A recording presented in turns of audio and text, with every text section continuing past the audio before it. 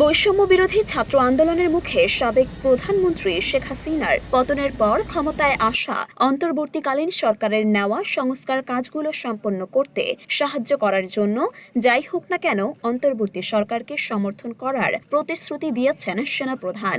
সেই সাথে এও জানিয়েছেন দেশের রাজনীতিতে হস্তক্ষেপ করবে না সেনাবাহিনী। 250-টিরও বেশি ডিজাইন অপশন নিয়ে ওয়ালটন স্মার্ট ফ্রিজ, বোঝে আপনার প্রয়োজন।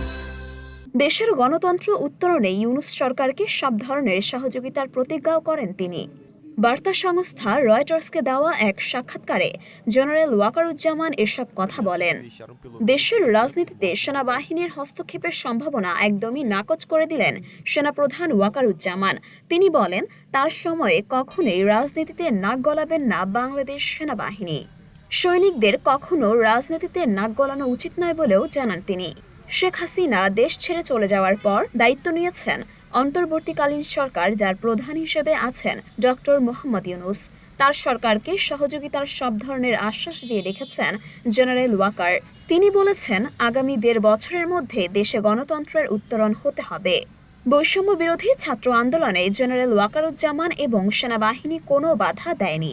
আর এতে শেখ হাসিনার ভাগ্য নির্ধারিত হয়ে যায় এবং 15 বছর ক্ষমতায় থাকার পর স্বৈরাচারী এই শাসক পদত্যাগ করে প্রতিবেশী ভারতে পালিয়ে যান।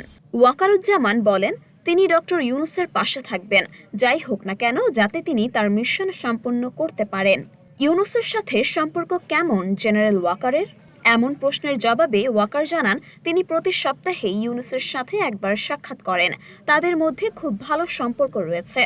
দেশ সংস্কারে ইউনূস এখন পর্যন্ত যে সকল পদক্ষেপ নিয়েছেন সেগুলোর প্রতিও পূর্ণ সমর্থন আছে বলে জানান সেনাপ্রধান।